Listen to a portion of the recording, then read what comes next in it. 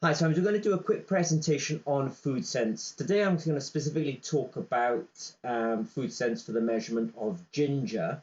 But if you've seen our YouTube channels and stuff, you'll see that this food sense can also be used for the measurement of garlic and chili quite a bit. And actually there's a whole range of different analytes that this food sense can be used for. It works in conjunction with an app that you can download off the App Store. And I'll talk about that today. So I'm going to specifically focus on ginger today. So let me just... So just out of interest, Food Sense comes from a company called ZP. Now Zimmer Peacock is a company that, they come from the medical diagnostics and biosensor space. So when you look at some of their products, they're actually look more like medical diagnostic products, like for example measuring the glucose in blood. And that's because if you look at the Zimmer Peacock website, you'll see that these guys are a ISO 13485 qualified manufacturer or contract manufacturer and developer of medical diagnostics. Now at ZP, if you look on their website, you'll basically see that they have glucose sensors and oxygen sensors and lactate sensors, sulfite sensors, sodium sensors. They have an awful lot of sensors. And as I say, most of these are used in the medical space for measuring human health, but they're also branched now into the food testing business. So essentially, when you look at food sense with this sort of little box, it's little sensors that click in the front of it, and rather than having a screen, it makes a Bluetooth connectivity with the within like an iPhone. Effectively what you're looking at, so that looks very much akin to a glucose sensor for diabetics who are measuring the glucose in their blood, except this is now for measuring the properties of foods.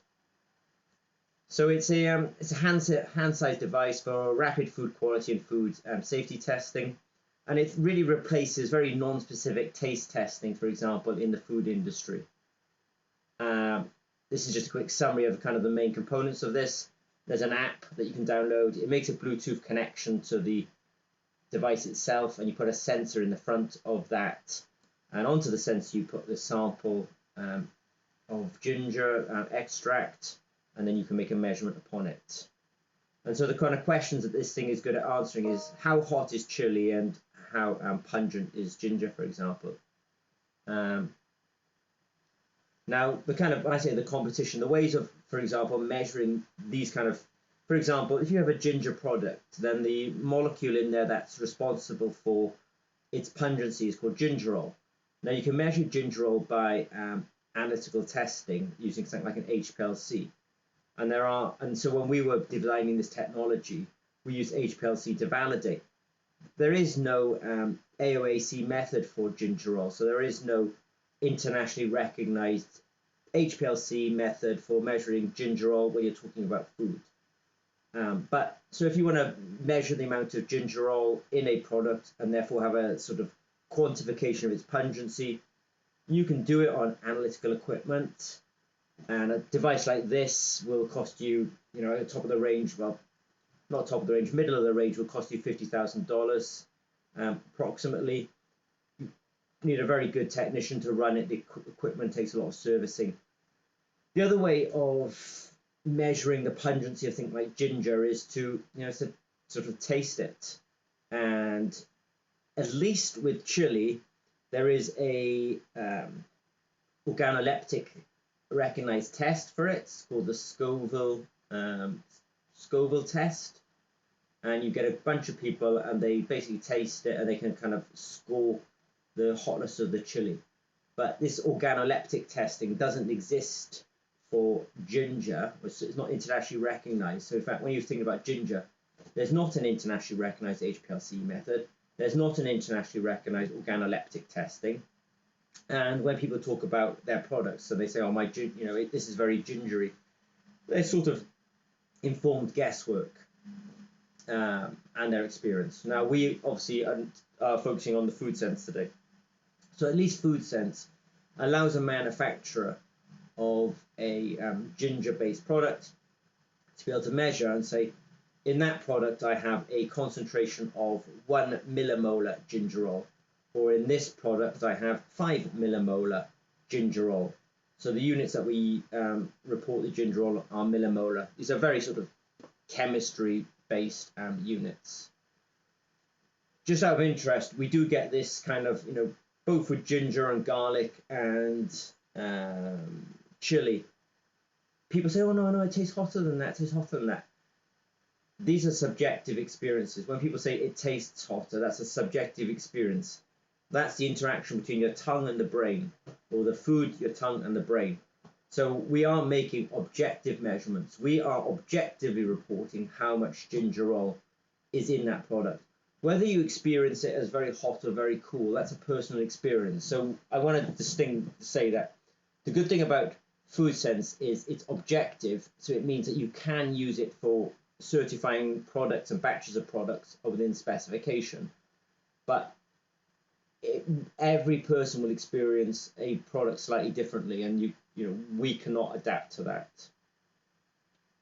Now, I just go into some of the maths here. That subjective heat is really equal proportional to, here I say capsaicin, but you can also say gingerol. So subjective heat is equal to the amount of molecule that's on the tongue, but also the time that it's on the tongue.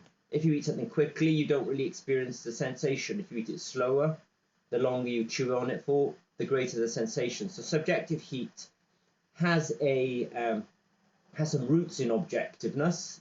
There's a concentration here, but of course, the longer you sometimes chew on something, then the more you masticate it, the more you release the gingerol in the case of ginger, or the more you release the capsaicin in the terms of chili, then the hotter it will feel. Now, if you're watching this online, please point your iPhone or your camera on your iOS device at here, and you'll download the app, and you'll see that the food sense box and the little app that comes with it can be used for measuring chili and garlic and sulfite in white wine and gingerol in ginger and pH and curcumin in turmeric, vanilla aldehyde in vanilla. I can also be used for measuring E. coli. So that's the food safety part. So we are trying to answer the question, which is objectively, how hot is a chili, how pungent is that garlic, or how gingery is your ginger product. Just a way of background, so ZP are the commercial manufacturers of this, and this product actually started its life at Oxford University. There was a guy called Richard Compton there. He's quite famous for also making the chili sensor as well. So if you ever kind of Google chili sensor, you'll come across Richard Compton's name. Now, but we are talking about measuring the pungency of ginger, and just so you know, one of the molecules that causes the distinctive taste of ginger is gingerol. And for the chemists out there, it's a sort of polyphenol type molecule. Now, ZP was traditionally working in this glucose testing space, and so I know I've said it before, but you have a little meter and a little sensor like this. Diabetics will be very familiar with this kind of form factor. It'll be a bit more unusual to the diabetics to actually have a Bluetooth connection between their glucose meter and their phone. But with the food sense, the phone's important because the phone tells the meter whether you're going to do a chili test or a ginger test or a garlic test, for example. So you basically, they're very similar form factors, but instead of unfortunately putting a drop of blood on there, as a diabetic would do, with a food sense you pipette on a sample of ginger extract or a sample of chili sauce, for example. The academic background is, if you're ever very, very curious in, what's the science behind this actual product, then there is a paper by the Compton group, as I say, from the University of Oxford, and there they'll talk about gingerol, they'll talk about multi-wall carbon nanotubes, and they'll talk about a technique called cyclophotometry. So just to dive a little bit into the science of what this instrument is doing, it's basically doing the electrochemical analysis of the sample, and it's doing a identification of gingerol. Gingerol is like capsaicin. These molecules have very distinctive electrochemical fingerprints, and the there's some peaks in here, and those heights are proportional to the gingerol, and the peak positions are identification that it is gingerol. So that's kind of, if you ever read the Compton paper, it's a little bit confusing. Effectively, we are doing the electrochemical analysis. So when you take this little food sense and you take this little sensor and you plug it in the front, the next thing you do is you drop a little sample onto here, and then you run the measurement, and the measurement is doing a technique called voltammetry. It produces a fingerprint. The peaks in the fingerprints identify, and their heights of these peaks tells you how much material is actually in the sample itself. So I'm just going to do a quick wrap up now. So the final answer is actually expressed in millimolar. So there's a video on YouTube where the guys did some testing, and there I think they reported about 13 millimolar. So yeah, and if you're concerned about what millimolar means, then I'd probably reach out to Food Sense and we'll try and help you understand that. So in summary, today we've talked about ginger. The molecule behind ginger is gingerol. Gingerol can be measured using an electrochemical technique. And so in order for us to do that at Food Sense, we have an app. In fact, I might even just fire up the app now. So we have an app. The app has a lot of different sort of things it can measure. One of them is ginger. So I'll just scroll to ginger, choose it, and then I could basically do a Bluetooth connection to the Food Sense and measure a sample. And the answer I'll get back is in millimolar. So I hope that helps you understand the sort of what this product does. It does an electrochemical technique. Where does it come from? It originally comes from the University of Oxford.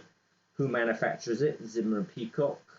And what answer will I get back? You'll get an answer back of maybe approximately 13 millimolar.